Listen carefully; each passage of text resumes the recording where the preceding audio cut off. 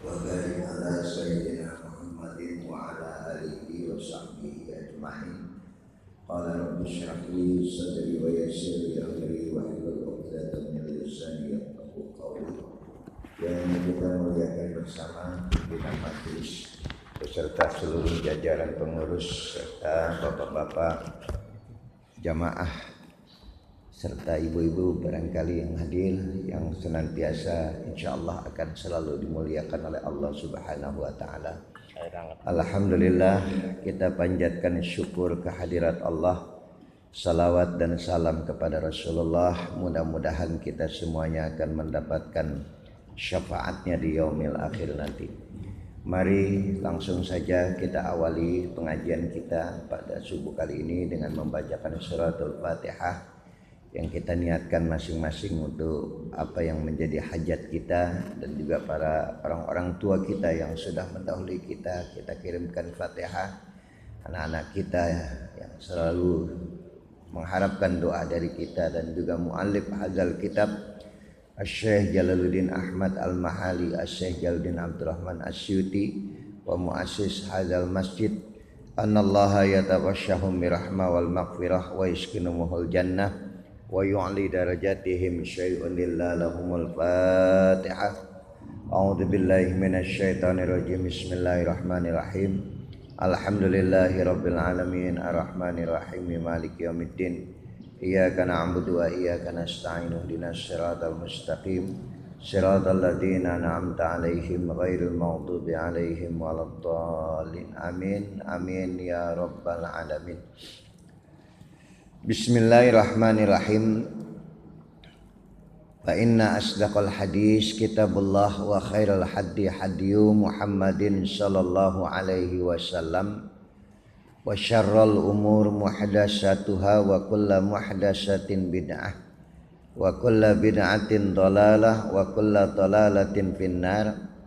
Wa bisanadil muttasili ilal imamil muallif rahimahullahu ta'ala wa adaman nab'a bihi wa bi barakati ulumihi wa bikum fid darain qala.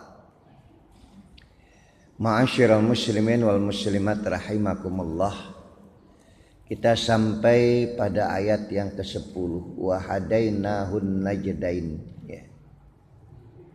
Allah memberikan jalan kepada kita, di mana Allah berikan ada dua jalan. Wa hadainahun najdain, yaitu bayyana lahu tariqal khair wasyarr. Di sini ditafsirkan bahwa dua jalan itu adalah satu jalan menuju pada khair, kebaikan, dan juga ada jalan menuju kepada syarr, yaitu kejahatan atau keburukan. Jadi manusia itu cuma ada dua jalan yang bisa ditempuh, jalan yang baik dan jalan yang buruk. Dan tanda-tanda itu sudah diberikan dan diisyaratkan oleh Nabi kita Muhammad sallallahu alaihi wasallam. Ada satu hadis Nabi mengingatkan kepada kita, idza aradallahu bi 'abdihil khair. Ada satu jalan yang baik yang Allah berikan isyarat kepada kita apabila Allah menghendaki orang itu menjadi orang yang baik.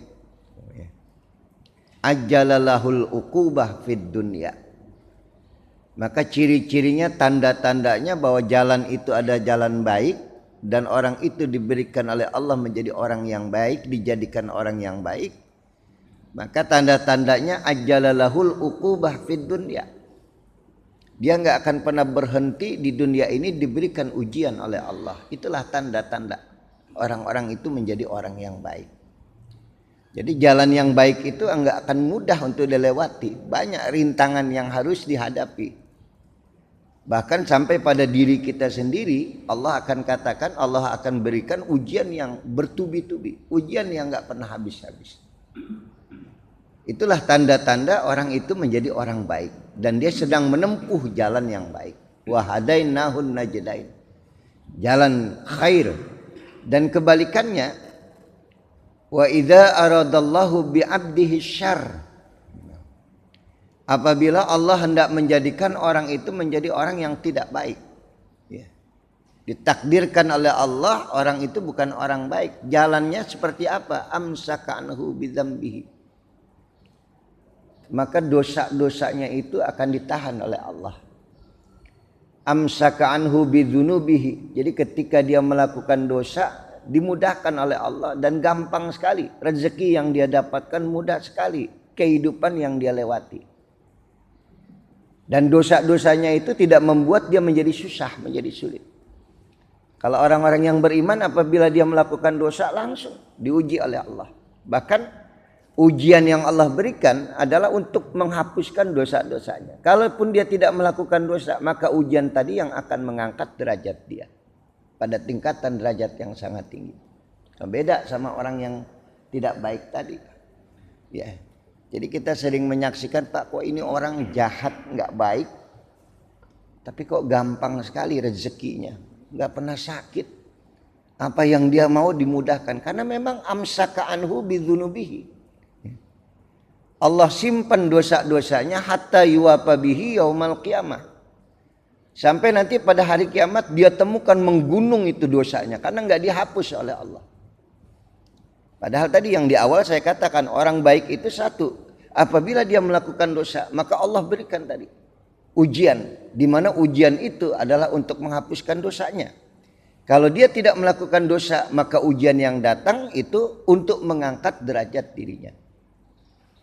Apa dosanya Nabi Allah Ayub alaihissalam? Kenapa sampai 17 tahun dikasih sakit?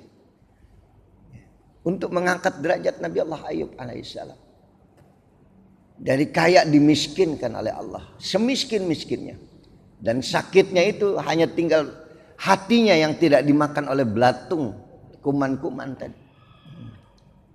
Ditinggalkan oleh keluarganya, ditinggalkan oleh orang tetangga-tetangganya semua, nggak ada yang mau dekat karena diberikan penyakit yang sangat luar biasa. Apa salahnya untuk mengangkat derajat Nabi Allah Ayub alaihissalam?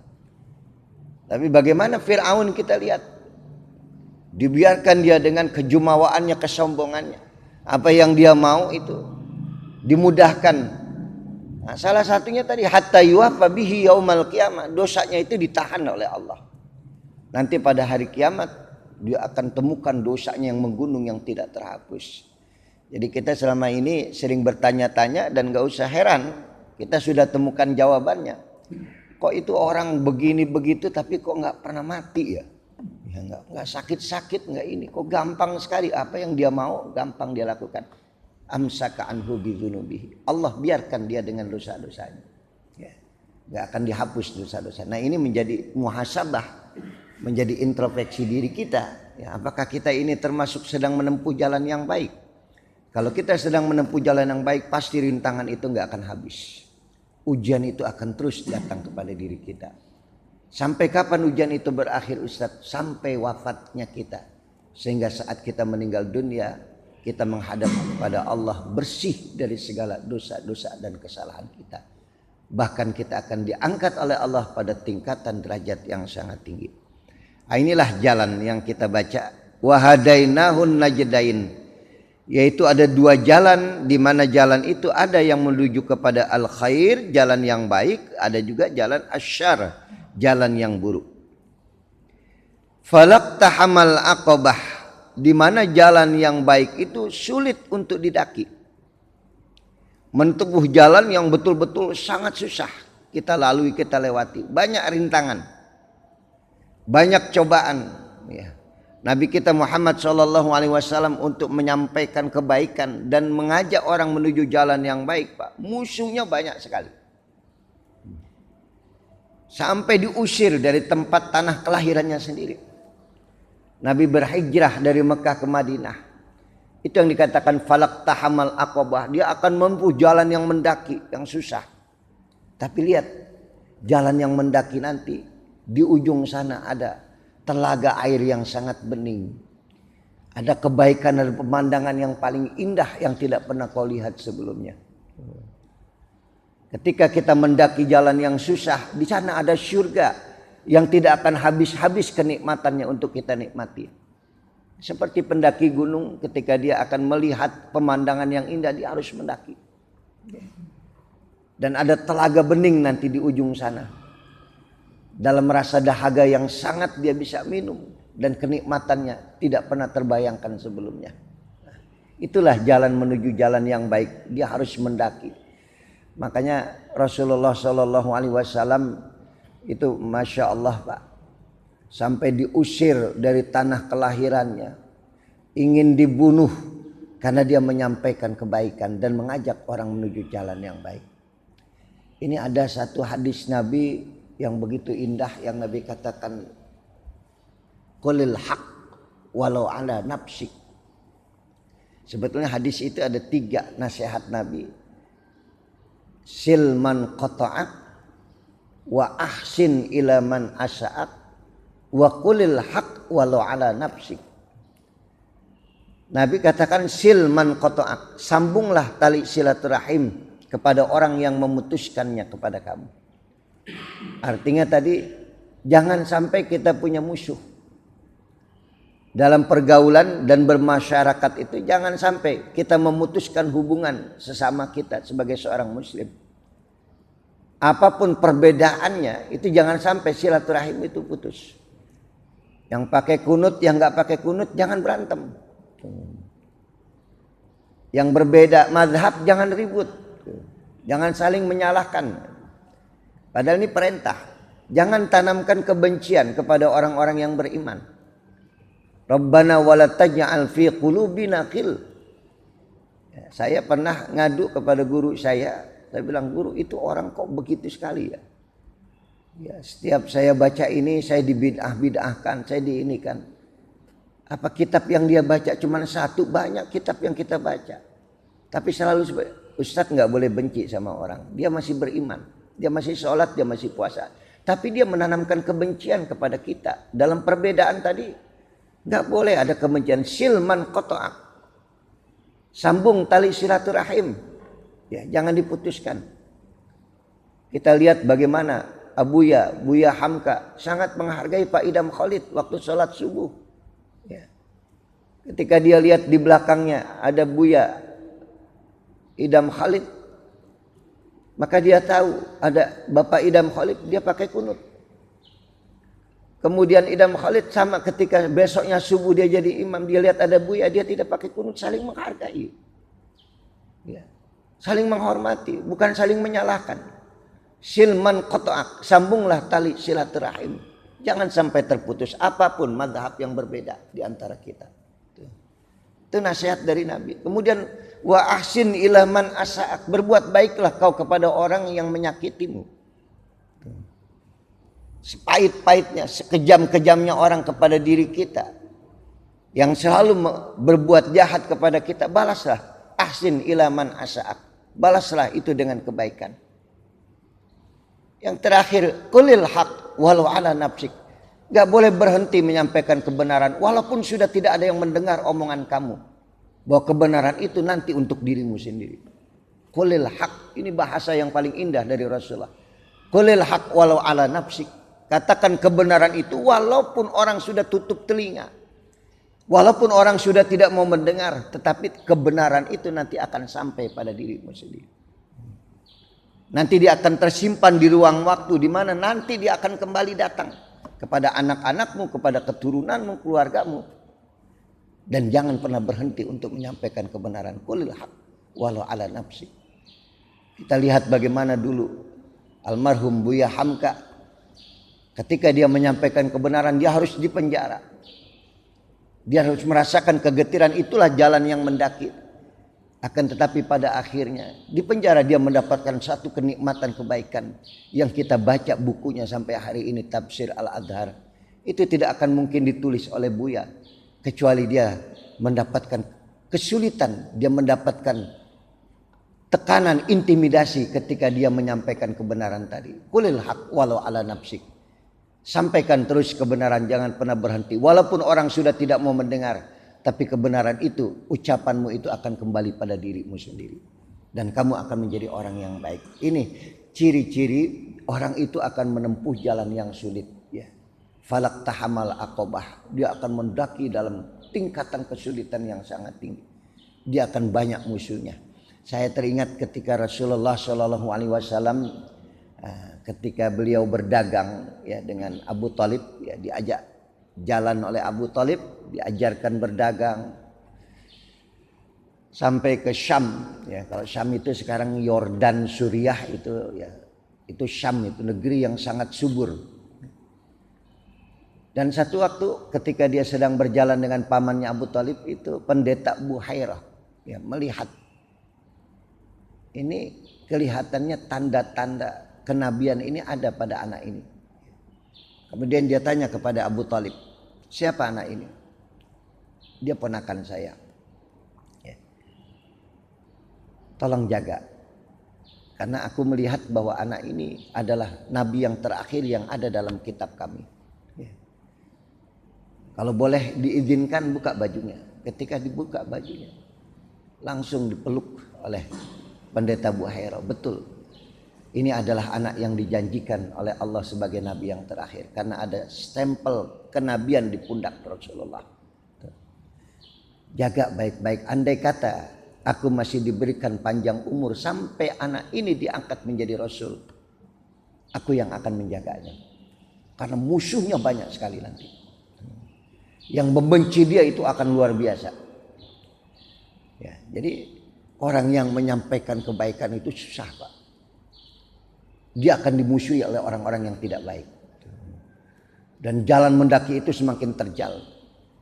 Maka sampai pendeta Buhairah mengatakan, andai kata aku diberikan umur yang panjang dan ketika anak ini diangkat menjadi rasul, aku yang akan membackup dia, aku yang akan menjaga dia, karena nanti anak ini akan dimusuhi dan akan diusir dari tanah kelahirannya sendiri. Ya, sampai kembali Nabi meraih kemenangan ya, di mana dia temukan telaga yang indah di puncak akhir daripada kehidupannya.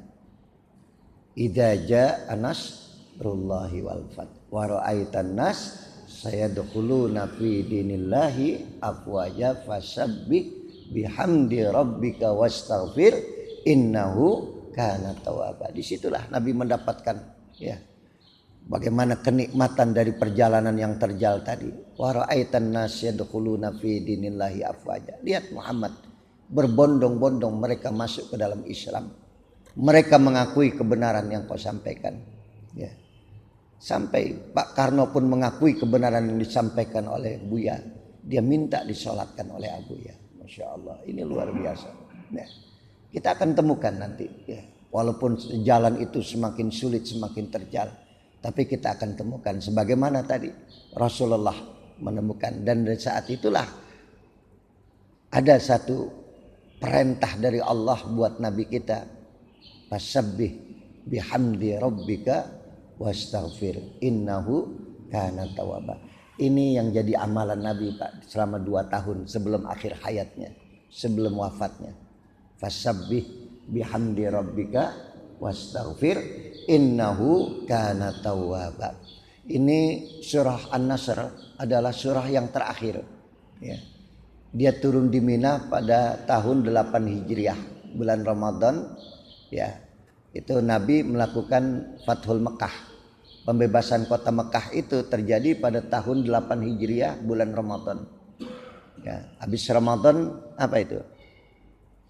Bulannya Syawal. Kemudian Zulqa'dah. Kemudian Zulhijjah. Nah, itu haji kan? Pada saat Nabi berada di Mina, maka saat itulah turun surah yang terakhir, idza jaa nasrullahi wal fath. Bukan ayat. Kalau ayat yang terakhir ketika Nabi sedang wukuf di padang Arafah. Ya, al-yauma akmaltu lakum dinakum wa atmamtu alaikum ni'mati wa raditu lakumul Islam madina. Itu ayat yang terakhir. Sementara surah yang terakhir itu adalah surah An-Nasr. Idza jaa nasrullah, dan ada perintah dari Allah, fasabbih bihamdi rabbika wastaghfir. Maka beristighfarlah, bertasbihlah kau hai Muhammad. Nah, itu yang dijadikan amalan oleh Rasulullah. Subhanallah wa bihamdihi astaghfirullah wa atubu ilaih. Maka tahun 10 Hijriah, bulan Rabiul Awal, Nabi wafat. Jadi selama 2 tahun itu amalan yang dibaca oleh Nabi adalah Subhanallah wa bihamdihi astaghfirullah wa atubu ilaih. Dari mana Ustadz amalan itu dalilnya? Fasabbih bihamdi rabbika wastaghfir innahu kana tawwaba. Coba fasabbih apa? Subhanallah wa bihamdihi. Fasabbih bihamdi rabbika wa bihamdihi wastaghfir astaghfirullah innahu kana tawwaba wa atubu ilaihi. Bisa ya? Coba ikutin saya. Fasabbih bihamdi rabbika wastaghfir innahu kana tawwaba. Kita baca amalannya. Subhanallah wa bihamdihi astaghfirullah wa atubu ilaihi. Banyakin baca itu Pak. Apalagi yang udah tua-tua yang tinggal nunggu. Ya kan? Ya saya sudah termasuk udah tua. Jangan saya ngomong begini nanti yang muda wah ngerti aja baca amalan itu. Padahal itu satu amalan untuk menutup hidup dengan husnul khatimah. Sebagaimana kita nutup majelis dengan husnul khatimah, kita baca apa? Subhanakallahumma wa bihamdika asyhadu an la ilaha illa anta astaghfiruka. Sama hampir sama ya. Maka jadikan amalan itu ya. Selama 2 tahun itu ya Nabi baca amalan itu subhanallah wa bihamdihi astaghfirullah wa atubu ilaihi. Ayo sama-sama subhanallah wa bihamdihi astaghfirullah wa atubu ilaihi. Subhanallah wa bihamdihi astaghfirullah wa atubu ilaihi. Subhanallah wa bihamdihi astaghfirullah wa atubu ilaihi. Insyaallah mudah-mudahan husnul khatimah ya. Karena kita nggak tahu kapan waktunya ya kita akan menghadap kepada Allah, tapi kita persiapkan dengan zikir, dengan satu amalan yang mentasbihkan Allah, mensucikan Allah dan juga memuji Allah, dan juga jangan lupa istighfar, minta ampun kepada Allah Subhanahu wa taala. Kita lanjut. Falaqtahamal aqabah wa ma adraka mal aqabah. Apakah jalan yang mendaki itu? Seperti apa jalan yang mendaki yang sangat susah, yang sangat sulit? Pertama adalah fakku raqabah. Bagaimana kau harus membebaskan perbudakan. Tidak lagi menekan manusia. Tidak lagi menjadikan manusia sebagai alat untuk kamu berlaku sewenang-wenang. Fakku raqabah. Pembebaskan perbudakan. Ya. Karena pada saat itu orang begitu bangga dengan budak-budaknya. Orang begitu bangga dengan apa yang dia miliki. Dan begitu mahal harga budak tadi Pak. Ya kalau kita kiaskan dengan hari ini, fakku raqabah. Ya. Lepaskan kejumawaan, kesombongan yang ada pada dirimu. Fakku raqabah. Lepaskan perbudakan. Kalau kita melihara budak kan kita merasa kita paling menjadi tuannya. Ya. Dan kita menjadi orang yang harus dihormati, menjadi orang yang harus diagung-agungkan. Fakku raqabah. Lepaskan itu. Rasa kebesaran pada dirimu, fakku raqabah. Lepaskan. Sikap rendah hati. Hebat apapun jabatan yang kita pangku, jabatan yang kita miliki, sehebat apapun harta yang kita punya, fakku raqabah. Lepaskan itu semuanya. Ya artinya tidak merasa ya, bahwa kita yang harus dihormati, kita yang harus diagung-agungkan. Kalau sekarang sudah, kalau kita artikan secara tekstual Pak, ya nggak universal lagi. Ya, fakku raqabah itu kan kiasan, melepaskan perbudakan ya, sebagai tuan yang harus dihormati, itu yang harus kita lepaskan. Orang seringkali ya merasa hebat dengan apa yang dia sandang. Tapi kita lihat Nabi kita Muhammad SAW, Masya Allah, sampai di depan pintu surga jabatan kenabiannya tidak dia sebutkan. Ati babal jannah yaumal qiyamah. Aku datengin pintu surga pada hari kiamat. Nabi cerita, aku yang datengin pintu surga. Fastaftah. Aku minta pintu surga itu untuk dibuka. Fayaqulul khadin. Maka berkatalah penjaga pintu surga, man enta, siapa kamu? Padahal penjaga pintu surga tahu itu adalah Muhammad. Tapi dalam dialog tadi ditanya, man enta, siapa engkau? Berani-beraninya kau menyuruh aku membuka pintu surga. Ana Muhammad. Saya adalah Muhammad. Muhammad man? Muhammad bin Abdullah. Maka penjaga pintu surga mengatakan, bika umirtu alla abtahali ahadin qablak. Aku diperintahkan oleh Tuhanku untuk tidak membuka pintu ini sebelum kau Muhammad yang pertama kali membuka. Saat di gerbang pintu surga, Nabi tidak mengatakan ana Rasulullah, saya adalah Nabi Allah, saya adalah Nabi yang terakhir. Tapi Nabi menyebut dengan sikap rendah hati, ana Muhammad. Aku hanya seorang nama yang bernama Muhammad tadi. Kita seringkali, anak kiai, saya ustadz ini, saya menteri, saya lurah, saya camat. Itu fakku raqabah. Lepaskan tadi. Ya, perbudakan-perbudakan yang ada pada diri kita. Kita merasa yang harus dihormati, dituankan dan lain sebagainya. Maka sebutkanlah namamu, bahwa kamu lahir tidak punya nama, dan pada saat akhir kamu tidak punya apa-apa. Kamu disebut sebagai almarhum, sebagai mayit. Ya, tidak ada sandang jabatan yang bisa kau banggakan saat meninggal dunia. Kita masih ada, ya, tidak membebaskan perbudakan fakku raqabah tadi, Pak. Kita masih bangga dengan apa yang kita punya, sebagai ini, sebagai itu. Nabi mengatakan, ana Muhammad. Masih ingat cerita saya, Pak? Ini sebetulnya bukan bentuk kesombongan atau kebanggaan, tapi memang itu label yang harus disampaikan. Ketika Allah memanggil para nabi, Allah panggil Nabi Allah Adam. Ya Adam, labbaik ya Rabb, man enta? Siapa engkau wahai Adam? Adam menjawab, ana abal bashar. Aku adalah bapak dari seluruh manusia. Salah enggak itu? Salah enggak? Enggak. Sombong enggak? Enggak. Karena itu adalah bentuk apa tadi? Apa yang ada pada dirinya. Nabi Adam mengatakan, saya adalah bapak dari seluruh manusia. Betul. Dia katakan itu di hadapan Allah yang menciptakan, yang mengangkat dia sebagai bapak. Tapi kalau dia ucapkan itu di kalangan manusia, mungkin ada sedikit kejumawaan. Ana ba'abal bashar. Aku adalah bapak dari seluruh manusia. Saya adalah sepuh ini yang harus dihormati di sini. Tapi kalau itu kita sampaikan kepada Allah, tidak ada kesombongan. Karena Allah yang menyepuhkan kita sampai kita tua seperti ini. Tapi ketika itu kita ucapkan di khalayak ramai, ana abal bashar. Nah, itu kan ada sedikit kebanggaan yang luar biasa. Tapi ini yang berbicara antara khalik dengan makhluk, antara Allah dengan manusia. Sudah. Yang kedua, Allah panggil lagi, ya Ibrahim, labbaik ya Rabb. Aku dengar panggilanmu ya Allah. Man anta? Siapa engkau wahai Ibrahim? Nabi menjawab, ana Khalilullah. Aku adalah kekasihmu ya Allah. Sombong enggak itu? Enggak, karena dia bicara di hadapan Allah. Bapak sombong enggak kalau bapak ngomong sama istri bapak? Ini sama istri, Pak, cuman berdua doang, bukan sama yang lain. Aku adalah kekasihmu. Dan kau adalah wanita yang pertama dan terakhir yang tidak pernah bisa aku lupakan. Masya Allah. Bentuk kesombongan enggak? Enggak. Karena cuman berdua. Tapi ketika kita bicara di hadapan orang banyak, di situ ada satu apa? Kejumawaan. Ketika Ibrahim mengatakan kepada Allah, ana Khalilullah, aku adalah kekasihmu ya Allah. Betul Ibrahim. Allah panggil lagi, ya Isa, ya Musa, labbaik ya Rabb. Aku dengar ya Allah panggilanmu. Man enta? Siapa kamu wahai Musa?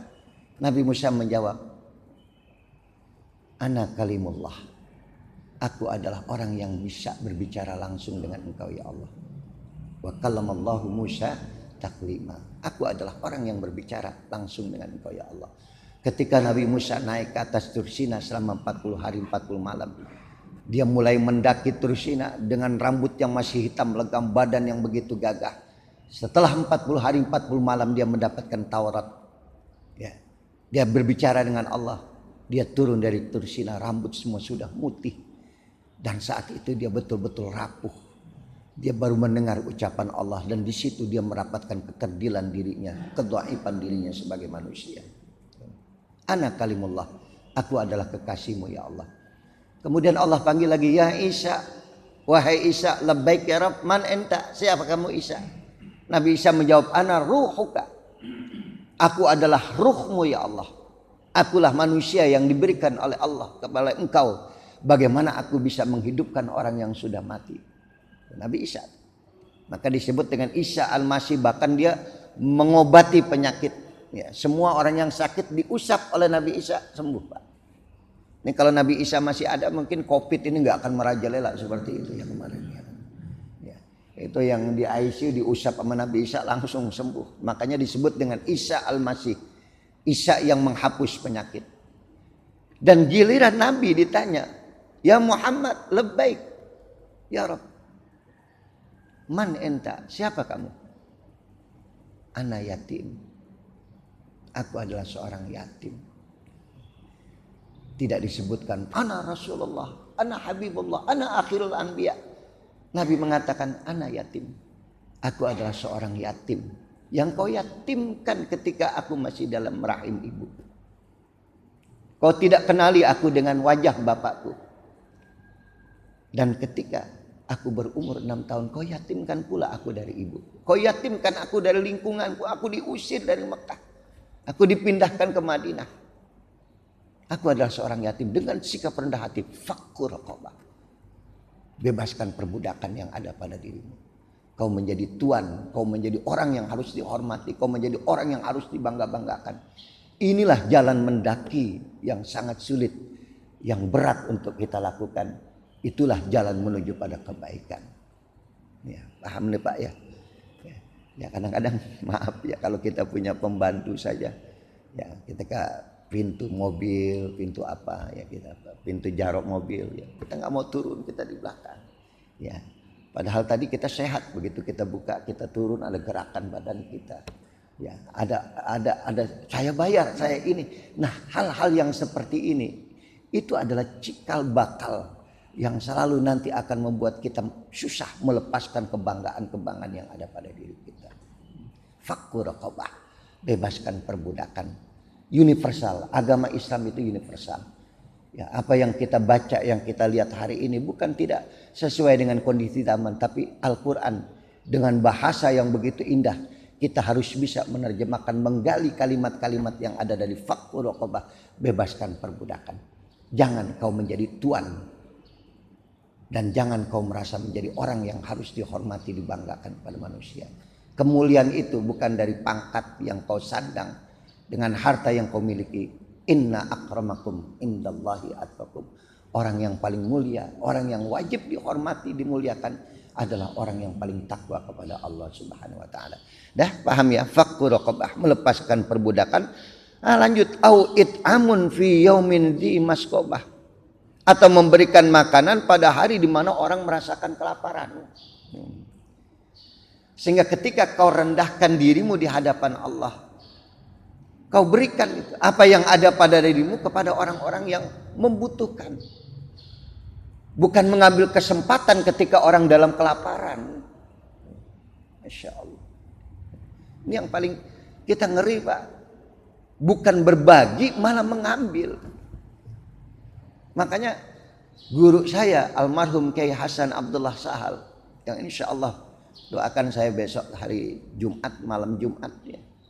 Kita akan ada reuni 3 tahunan, sebetulnya 2 tahunan tapi karena ada COVID ya akhirnya harus 3,5 tahun. Tapi karena Pak Kiai sudah nggak bisa lagi kemana-mana, kita juga ini kita harus ke Gontor sendiri ya. Dan itu selama hampir 3,5 tahun ya. Berapa orang yang wafat meninggal dunia dari sahabat saya, lebih dari 5 orang yang wafat meninggal dunia. Makanya teman-teman mungkin ini reuni terakhir kita barangkali ya kan? Maka kita adakan di tempat kelahiran kita di Gontor, di pondok kita ya, kita ketemu dengan Kiai itu. Kiai saya pernah mengatakan, Kiai Hasan Abdullah Sahal, sebetulnya tidak ada prinsip Islam take and give, nggak ada. Take and give itu nggak ada, yang ada adalah give and give and give. Ya, kita tidak mengambil tapi selalu memberi. Au it'amun, berikan kepada orang yang dalam keadaan lapar, bukan mengambil. Jadi kalau nyunat sembako itu nggak ada dalam Islam itu ya kan. 10.000 apa ya itu ya kan. Masya Allah Pak. Berikan, itu jalan yang susah, jalan yang mendaki, jalan menuju kebaikan.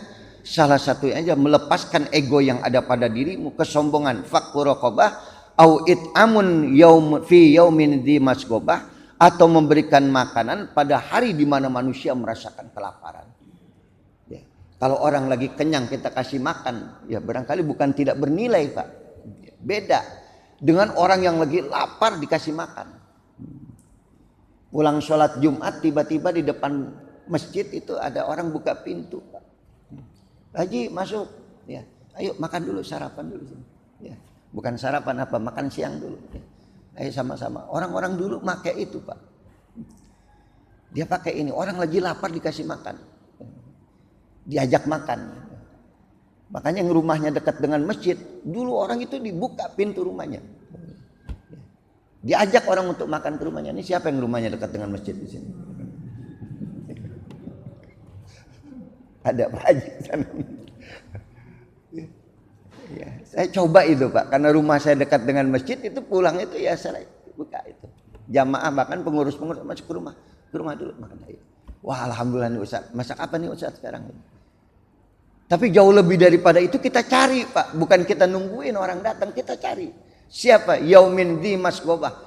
Orang yang betul-betul dalam keadaan lapar, apalagi kemarin masa-masa Covid yang luar biasa. Orang tidak kerja, putus pekerjaan semua. Ekonomi semakin sulit Pak kita dapatkan.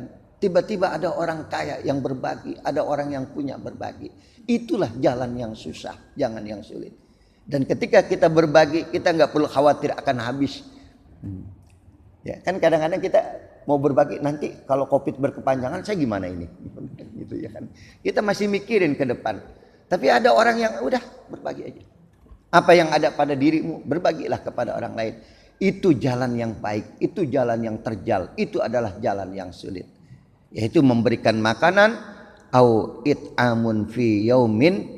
Nah ini bahasanya sampai au it'amun fi yaumin, memberikan makanan pada hari, ya, pada hari yaumin, pada satu hari, di mana di masgobah, di mana hari itu orang dalam keadaan kelaparan.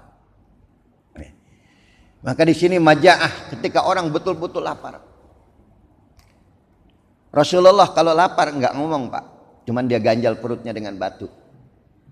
Dan semua sahabat ngikutin apa yang dilakukan oleh Nabi. Sampai satu waktu rupanya Abu Hurairah ini betul-betul lapar. Ya. Akhirnya dia duduk di pinggir jalan, di satu jalan, ya, di mana Rasulullah sering lewat jalan itu. Rupanya dia pengen ngadu, pengen diajak makan. Gak lama betul Rasulullah keluar menuju masjid. Ya. Dilihat ada Abu Hurairah, Abdurrahman As-Sakhar. Ya, dikasih lakop kunyahnya, julukannya Bapak Kucing. Ya Abahir, labbaik ya Rasulullah.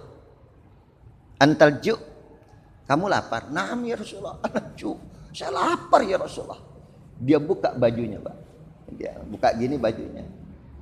Ada 2 batu yang diikat di perutnya. Berarti 2 hari dia menahan lapar. Rasulullah tersenyum. Naam, ana juga ju' ya Abahir. Saya juga lapar. Nabi lihatkan perutnya, ada 3 batu di perut Nabi. Jadi Abu Hurairah itu 2 hari, Nabi berapa hari tadi? 3 hari. Yuk kita jalan, kita cari makanan sebelum kita ke masjid. Di jalan ketemu sama Abu Bakar. Abu Bakar ngikut juga. Abu Bakar juga lapar juga Pak. Dialah satu-satunya orang kaya yang nggak pernah nyimpen kekayaannya. Makanya Abu Bakar itu dikasih julukan, zuhudnya itu la yuridud dunya walam turidhu. Abu Bakar itu nggak suka sama dunia, dunia nggak suka kemana Abu Bakar. Karena Abu Bakar itu nggak pernah nyimpen dunia. Semua yang dia dapatkan dia sedekahin.